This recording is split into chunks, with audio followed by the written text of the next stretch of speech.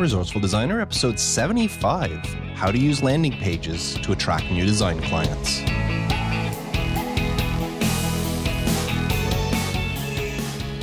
Welcome to the Resourceful Designer Podcast, offering solutions to streamline your graphic and web design business so you can get back to designing. And now, your host. He likes starting conversations with total strangers. Mark DeCote.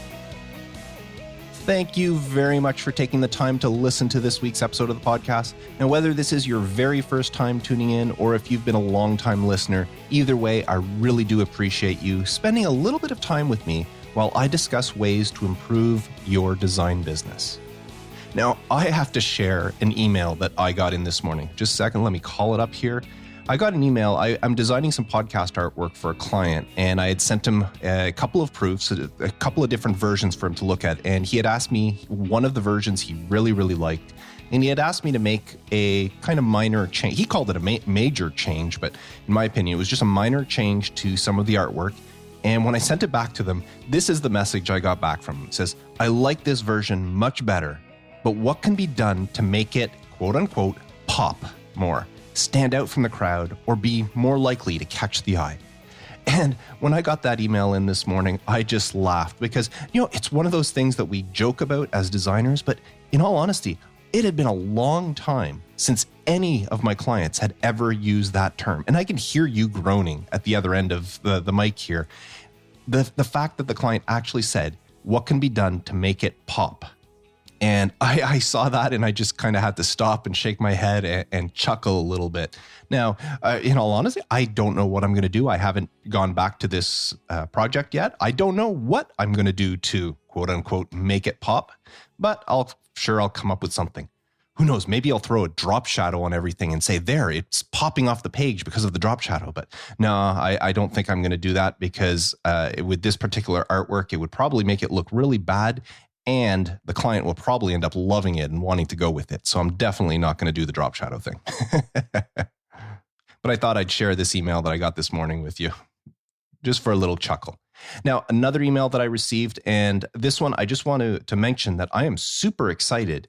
Elegant Themes announced that they have upgraded their background options interface. So if this is for the Divi theme, the Divi 3.0 theme. So if you use Divi in your WordPress builds, if you already use Elegant Themes, then they have a new background option that allows you to do gradient backgrounds. And they've got a lot of control over how the gradients work and rotation and the percentage of the gradients, as well as image integration. So you can actually add gradients on top of images using blending modes similar to Photoshop or other photo manipulating software. So I am super excited. Can't wait to get into whatever build I'm using Divi on and give this a try to see how these new background options work out. So if you are using Divi, go in, update to the newest version that was just released this week and give this a try. And if you're not using Divi, I really, really recommend you do so. Visit resourcefuldesigner.com/elegantthemes. And when you sign up there, not only do you get Divi, but you get access to, I think it's 89 different themes, plus all their plugins. And they got some really nice plugins for WordPress. So it's all for one price. And I do recommend you get, if you are a web designer, you get the developer package. That's what I got. It's a one-time cost. You pay for it once and never have to worry about it again. All the other packages are yearly prices. So if you think you're going to be doing this for more than 2 years, it's much more efficient, or not more efficient, much more cost effective to get the developer license. And yet, once again, resourcefuldesigner.com/elegantthemes. But that is not my resource of the week this week. This week, my resource is lead pages, which you can get by visiting resourcefuldesigner.com/lead pages. Now, Lead Pages integrates with many popular platforms and services to give you the best lead generation tool available, in my opinion. They have a very simple creation tool that makes it super easy to create your pages or your boxes or whatever it is you're using Lead Pages for. And they've been used by everyone from Fortune 500 companies to first-time entrepreneurs, people in every industry. It allows them to take control of their marketing and get better results. I use lead pages myself. If you've gotten my 4-week marketing boost by visiting marketingboost.net, you have gone through lead pages because that's what I'm using. When you click on the button, there's a little pop-up that shows up and you enter your email and your name, and then it goes through the whole process of sending you, anyways, I'm not going to go through the whole process here, but you end up getting the Marketing Boost book, and that is all automated through lead pages.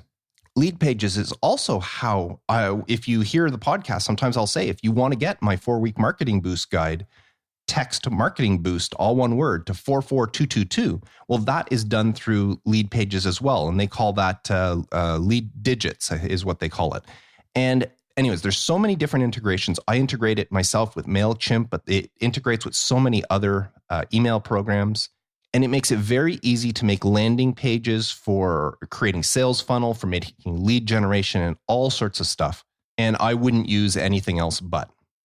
So whether you want to use it for yourself or you want to use it for pages you're building for your clients or for any sort of lead generation or sales funnels for your clients, I highly recommend lead pages. And once again, you can get that by visiting resourcefuldesigner.com/lead pages.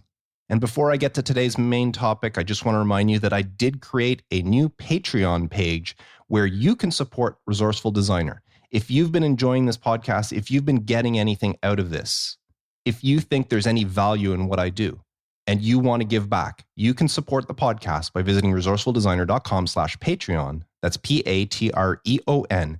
And for as little as $1 a month, you can support the podcast. And there are various tiers that you can support, and each tier has a little bonus that you would receive as a supporter. So please check that out. Once again, resourcefuldesigner.com/Patreon. And now, how to use landing pages to attract new design clients. And no, I'm not going to tell you that you need to buy lead pages to do this, but it is a great tool if you want to. Now, one of the questions that I get asked all the time and that I see in groups and I get emails for is, how do I attract new clients for my business? Now, most of the time when I talk to these people, I usually direct them to a blog post I wrote a while back titled 10 Proven Ways to Attract Design Clients. And if you are interested in reading that, you can visit resourcefuldesigner.com/attract clients, all one word. Now, I've heard this question so much that I thought I'd do an episode on one particular way that you can attract new design clients, and that's by using landing pages. Now, I want to warn you up front that this isn't a quick way. This is not equivalent to going out and networking with people. This is not cold calling. This is not any of those other methods that I mentioned in that blog post I talked about. Landing pages is more of a slow burn. It is a way to attract clients over time, but in time, it will work to get you more clients if you do it correctly. Now, in case you don't know, I'm going to explain what a landing page is. Now, technically, any web page that someone lands on after clicking a link, whether it's on your website or another website or through Google, any page that someone lands on is technically a landing page. But that's not what I'm talking about here.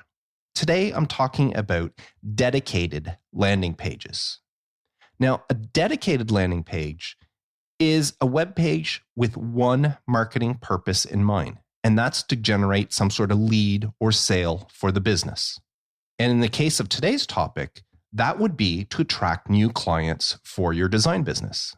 Now, a landing page, unlike other pages on your website, should be a standalone page, meaning it serves only one purpose. Other pages on your website might have various reasons for being there. The home page, for sure, it is considered a landing page, but it has a lot of different things. People can click all over the place. Even when you go to the different pages, there's a lot of different options. A good landing page should be distraction-free, except for what you want to tell the visitors and what you want your visitors to do, the call to action.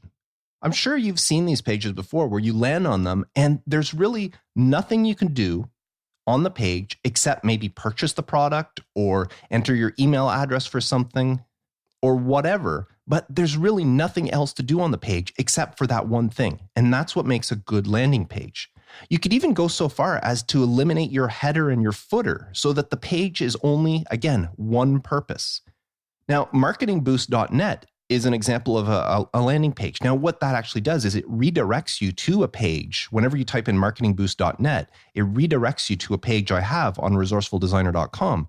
But that is a landing page. And on that page, I got rid of the sidebar. I got rid of all the distractions. The only thing that's there is my little message and then a button for you to click on if you want to get my 4-week marketing boost.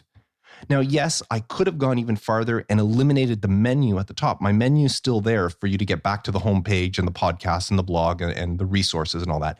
I could have gone so far as to eliminate that and make it an even better landing page with only one thing you can do. But I didn't in this case. But you can, and I'm going to talk more about that in a bit. But it's just the page has one marketing message. In this case, it's the marketing message of get the 4-week marketing boost. That's the only thing this page is for, is to get you to click on that button and get my free guide. So how would you use a landing page on your own design website? Back in episode 2 of the podcast, I talked about how your clients don't know everything you're capable of doing. They hired you for a specific purpose, and because of that, they might not know. If they hired you for print design, they might not know you also do web design. If they hired you to do a logo, they might not necessarily know that you do flyers or posters. And I've talked about how you should go out of your way to try to inform them of all the services you have every chance that you get.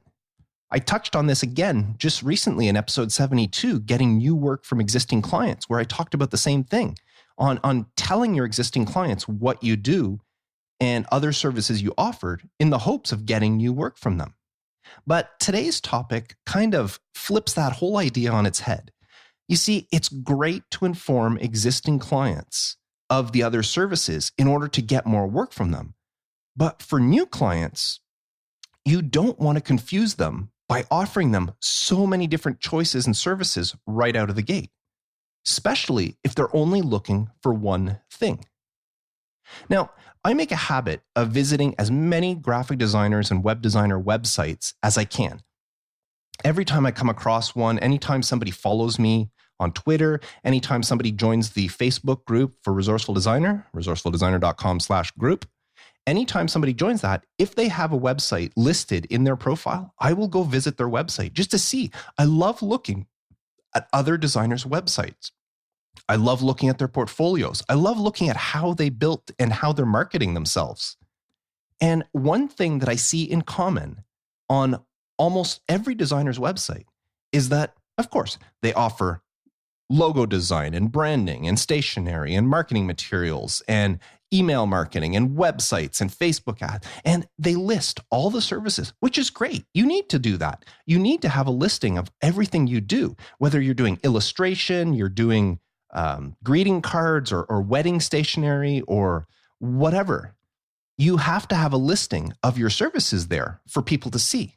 But in looking at all these different designer websites, you start to see repetition.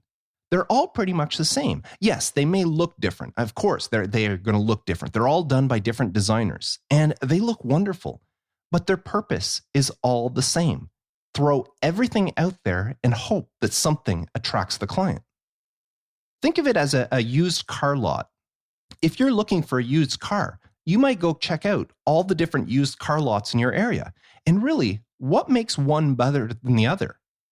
I mean, you might have heard something about one, or you might have heard something negative about another one, but really, most used car lots are pretty well the same. But what if you're looking for a specific make, model, and year of car?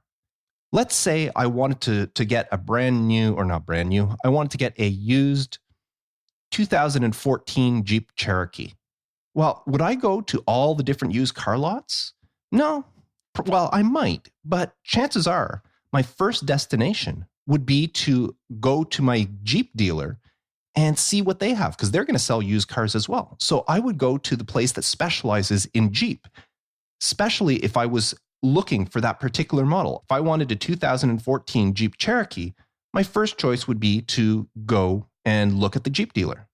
And if I didn't know if there was a Jeep dealer around, I would Google Jeep dealer in my area, Cornwall, Ontario. I would do Jeep dealer, Cornwall, Ontario. Well, people searching for design are doing the same thing. Remember back in episode 54, which was titled, Should You Find a Graphic Design Niche? I talked about niching down your business and finding a market to target. And I know I called out Molly in that episode because she has such a great niche. She works in the dog show and that whole niche where she's doing all sorts of artwork specifically in the dog market. And I also mentioned how I knew a web designer who specialized in doing websites only for dentists. That was her niche. And there's hundreds and thousands of different niches that you can be a designer in. But remember at the end of that episode, I also mentioned how it's okay to have more than one niche. Using Molly again as the example, she is embedded in the dog niche, but there's nothing stopping her from using her skills and her knowledge to also design stuff for the cat niche. People do cat shows. They also do horse shows. There's cow shows. There's pig shows. I'm sure there's sheep and goat shows. There's lizard shows. She could use the same skills and target each one of these niches in its own way, using the knowledge that she already has gained from working in the dog niche. So I talked about how it's okay to have more than one niche. Well, what I'm getting at today for your business is that as a designer, you already have many niches. They might not be corporate or industry niches like I'm talking with dogs or dentists and stuff like that. But the niches that you cover are the services that you offer. If you offer logo design, that is a niche. If you offer business card design, that's a niche. If you do poster design, that's a niche. If you do websites, that's a niche. You get the idea. So what I'm saying is that every one of these niches should have a landing page on your website. Yes, you do need a services page or somewhere to list the services that you offer. But each one of those services should have its own dedicated landing page. So on your website, you should have a page specifically for logo design, if that's something you do. And on that page, the only thing you talk about is logo design. Nothing else, no other distractions. You might have a few little images. If you have a portfolio on your site, well, maybe on the logo design page, you will include some of those, and it's okay to include the same things that are in your portfolio. Include some samples of logo designs that you did. Then you might have another page for business cards, another one for trade show booths, t-shirt designs, websites, Facebook's ads, wedding greetings, etc., etc. Every service you do, you create its own landing page. Now think about this from a potential client's point of view. If a client is looking for a specific service, they're going to go to Google and they're going to do some sort of local Google search and say they want a new logo.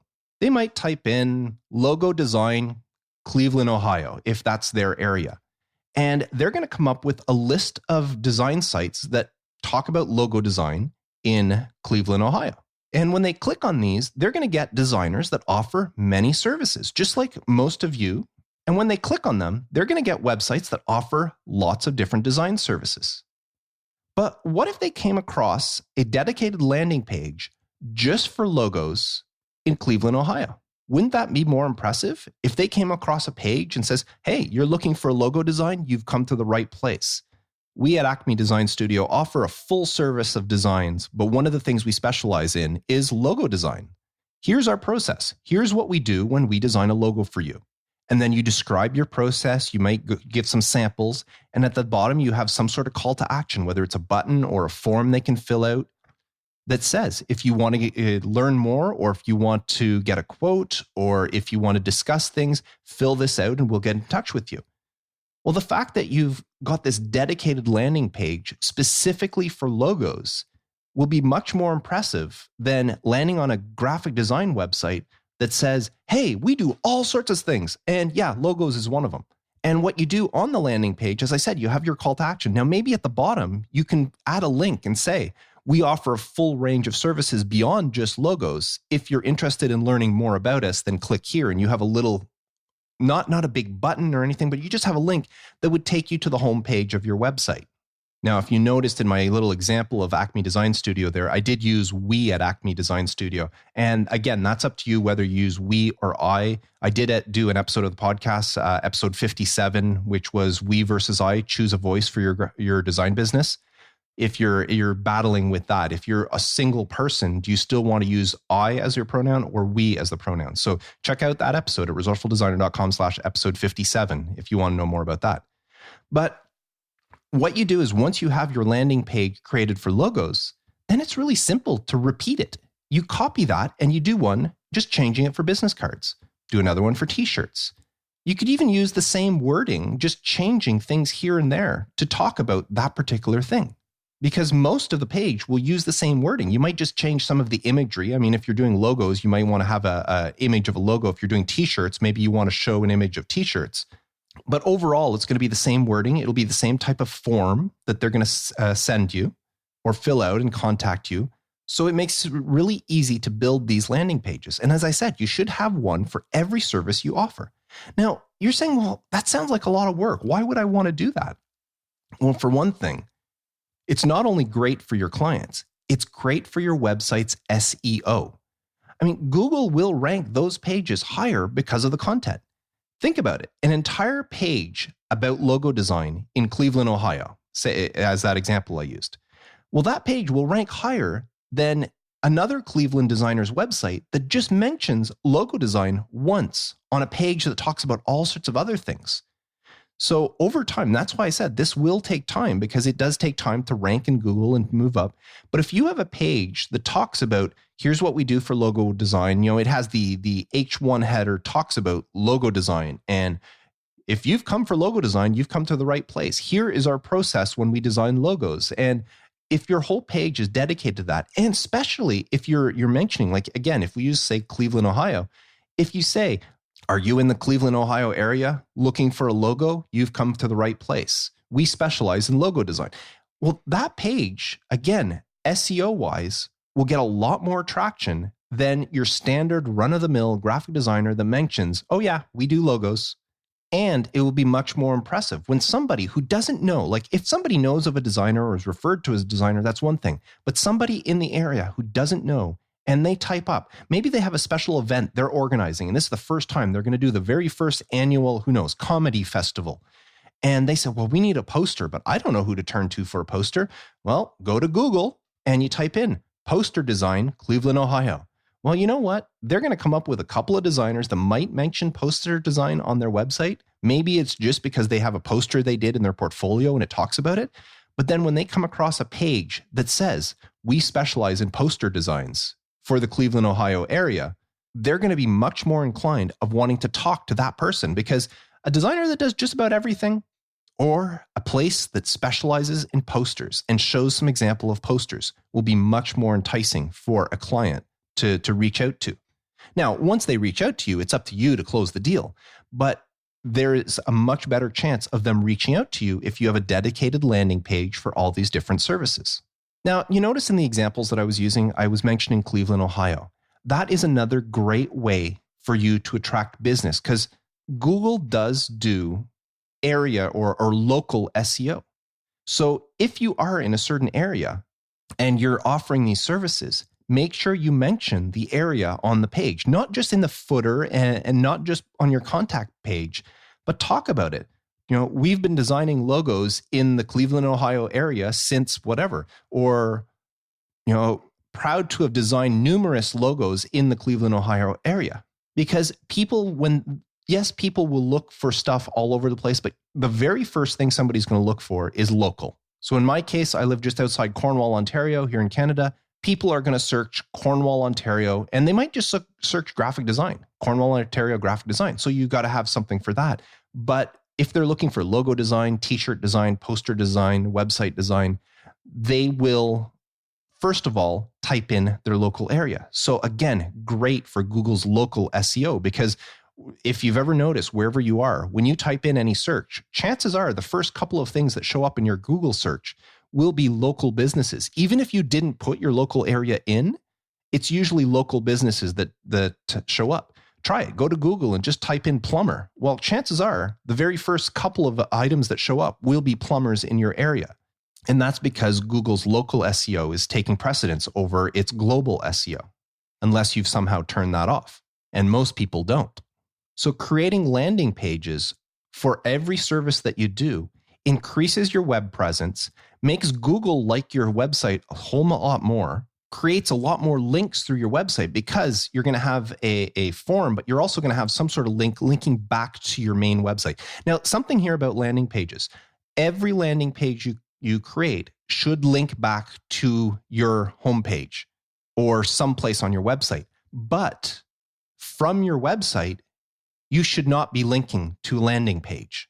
Once they're on your homepage, you will list your services in here, and you can go into a little bit more detail. I do logo design, maybe have a little paragraph about that. These landing pages are specifically made for people searching and finding things and for ranking in Google. There's no reason. And that's why I said you don't need to have a menu at the top.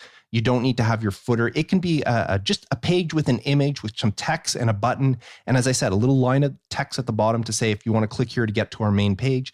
The whole idea is once they fill out the form to contact you, then when you reach out to them, you can say, if you haven't already, check out our full website here of everything we offer.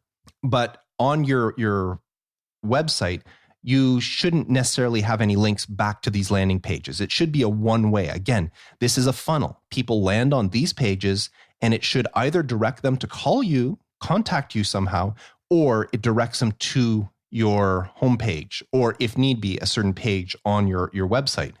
There's no going back up the funnel. You don't go from your standard website to the landing page. And of course, these landing pages are simply just pages on your website. But as I said, there's no links back to them.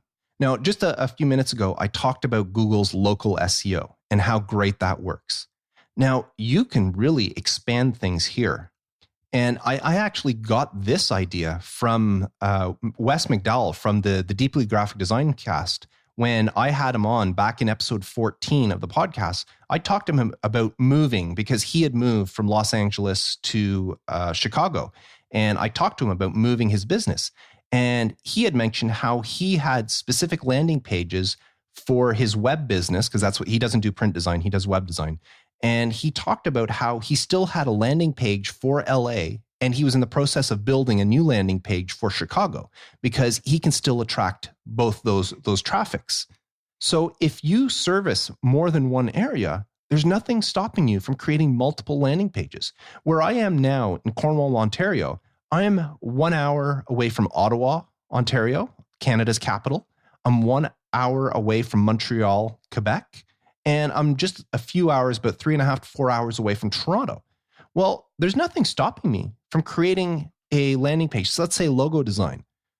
Are you in the Cornwall, Ontario area and looking for logo design? You've reached the right place. Make another page. Are you in the Ottawa area and you're looking for logo design? You've reached the right place. Are you in the Montreal area and you're looking for logo design? You've reached the right place. I can have multiple landing pages dedicated to each one of those areas if I want to. I mean, I could expand. I can do one that says you're looking for logo design in Cleveland, Ohio. I could create that landing page if I want to. Now, again, local search might not work in your favor that way because I'm very far from Cleveland, Ohio. But depending on how the other designers in that area are building their websites, and I hope they're doing a good job, but if I build mine with better SEO, there's a good chance that I could rank for Cleveland, Ohio, even though I'm not even near there. But I've got a much better chance of ranking for areas that are close to me, like Ottawa and Montreal, and of course, Cornwall, the city that I'm technically in. So there's nothing stopping you from having multiple landing pages for each service you have if you want to do that. Now, if you're in the middle of New York City, then maybe you don't want to go in the outskirts of that. Or maybe you do. Maybe you want to target New Jersey or whatever else is nearby. So separate landing pages targeting services you offer in an area you want to service. And again, these will take time. You build each page with a specific message: logo design, business card design, poster design, wedding invitations, t-shirts, whatever, with a specific call to action. And the call to action is either contact us or fill out this form, or here's our phone number, or you can have multiple. You can say, call us at this number or fill out this form and we'll get in touch with you. And as I said, usually you can add something. You don't even have to, but I think in this case, it's a good idea to add a line at the bottom or something that just says simply, we also, besides logo design or whatever, we also offer a lot of other services, or we are a full-fledged design agency, or we offer a full package of design services. For more information, click here to see our full website. To learn more about whatever, Acme Design, click on the link below. But these other services on your landing pages, these other services that you offer should almost be like an afterthought. It's as if I'm telling you everything that we do about t-shirt designs.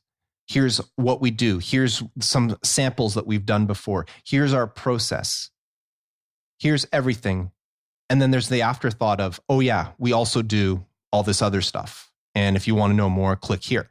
So that should be an afterthought. The landing page should be focused on one thing only. And you can also use this to your advantage. If you are a graphic designer that does all sorts of different services, but there's certain ones you really like doing, and maybe you only create landing pages for that. Maybe you love doing logo designs, so you create landing pages for logo designs, but you're not comfortable doing t-shirts. You'll do them, but it's not something you really want to get into. Then don't do a landing page for t-shirts. You can pick and choose which ones you want to do landing pages for.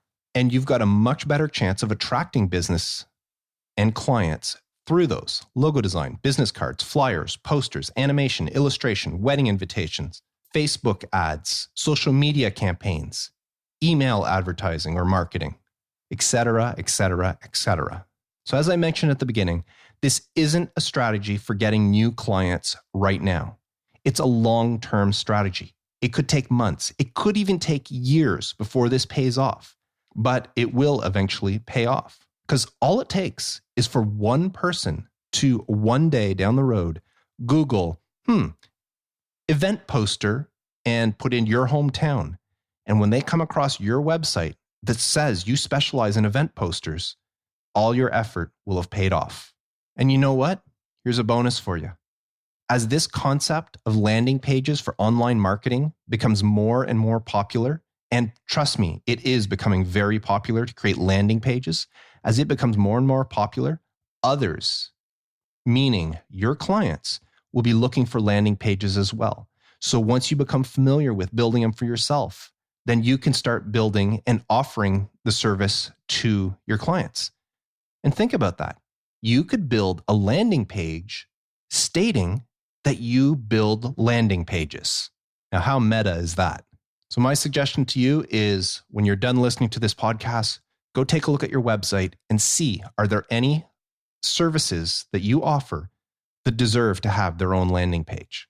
Now, I would love to know if you're already using landing pages, or if after listening to this, this is something you think that might help your business. I'd love to hear your comments. Please visit resourcefuldesigner.com/episode 75 and leave me a comment there telling me what you think about landing pages. And now, this week's question of the week. This week's question comes in from Chloe. She says, at what point should you start charging a client you started off doing volunteer work for? I offered to do a bunch of smaller design jobs for them to help out, as my values and interests aligned with theirs.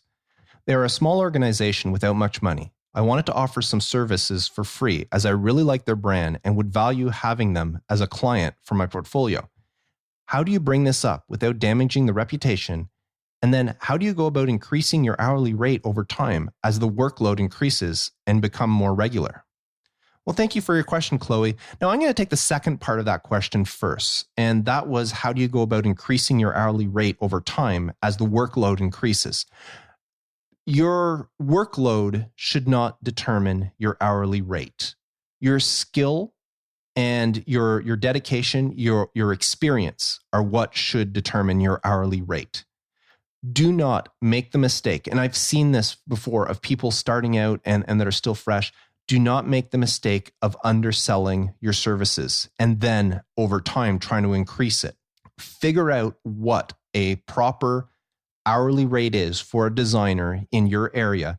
Whether, I don't know, you don't mention where you are in the world, but in some areas, designers, like here in Canada, It's not unheard of for a new designer to offer a $35, $40, $45 an hour, depending on where they are. If you're in some rural area, maybe it's not going to be so much. But if you're in a metropolitan area, then you might be starting off as a junior designer at $50 an hour. So don't sell yourself short.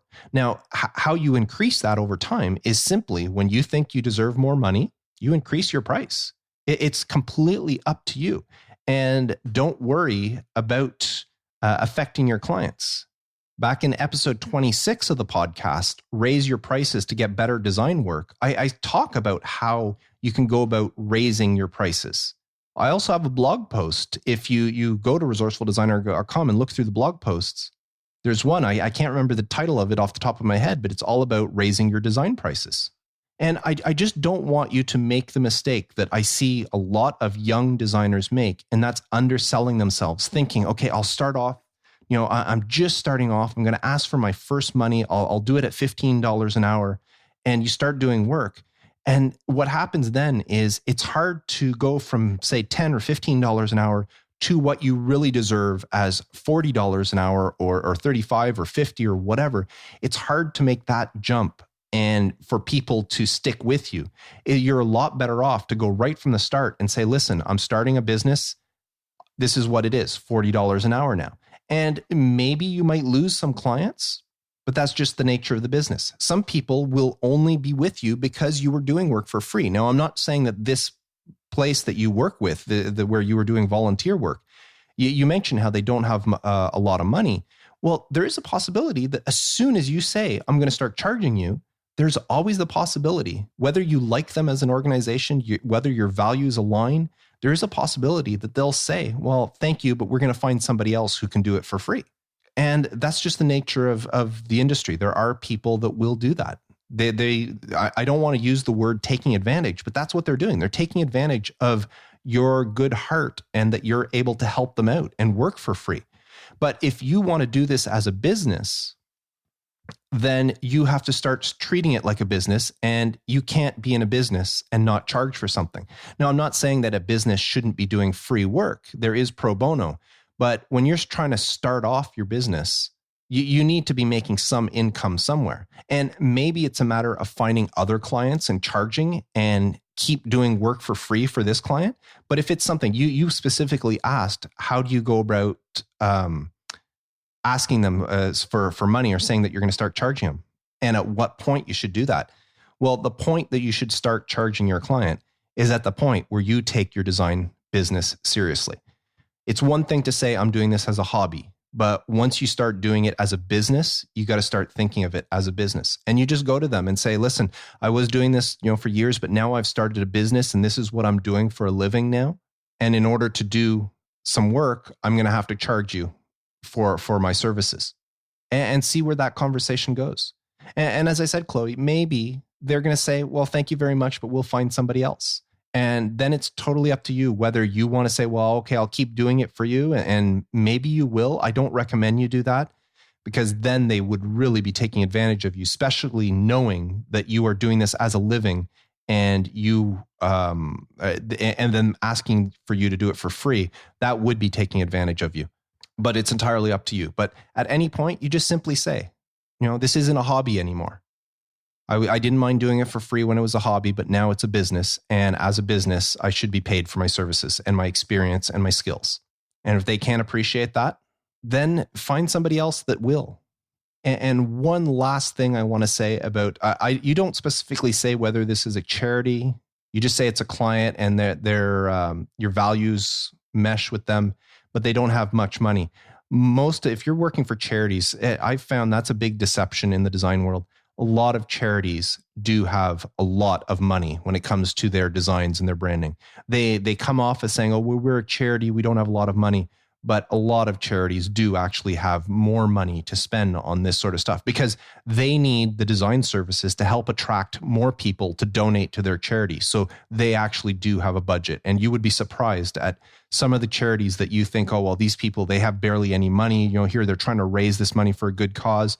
Well, these people do have a lot of money. Now, you don't mention if this is a charity or anything like that you're working for free. If it's a legitimate business, then I wouldn't even worry about it. Start charging them or walk away. There's no reason for you to be doing work for free for a legitimate business. If it was a charity, then maybe I would understand that. Anyways, I hope that answers your question, Chloe. If not, send me another email and we can continue the discussion that way. Now, before I go, I'd like to read another iTunes review. I got in a nice 5-star review, and this one came in from Hey Jeanette from Canada. She said, "Thank you so much, Mark, for such a fantastic podcast. I'm a junior graphic designer, and I find that these podcasts are so helpful." Jeanette from North Bay, Ontario. Well, thank you very much, Jeanette. Love hearing from fellow designers from Canada. Now, if you would like to leave a review for the podcast in iTunes, please visit resourcefuldesigner.com/iTunes, and that will redirect you to the Resourceful Designer page where you can click on the ratings and review tab and leave your review there. And due to my trusty little podcast service, mypodcastreviews.com, it doesn't matter where you are in the world, what iTunes store you leave your review in, I will see it. So that's it for this episode. Once again, big episode all about landing pages. I just want to re-mention again that this week's resource of the week is Lead Pages, which is a landing page service. The one I use on Resourceful Designer for delivering the goods that I have for you. And you can check them out by visiting resourcefuldesigner.com/leadpages. And what I suggest is when you do, sign up for one of them. They have free webinars all the time that explain how the whole thing works. And it is really a great package. It's a great service, and I do highly recommend them. So once again, that's this week's resource of the week is Lead Pages. And before I sign off, I just want to remind you, if you have been enjoying this podcast and you want to support Resourceful Designer, please visit resourcefuldesigner.com/Patreon, where you can support for as little as $1 per month. So that's it for me this week. Look forward to talking to you next week. I am Mark Decote, wishing you all the best with your graphic design business. And as always, reminding you to stay creative.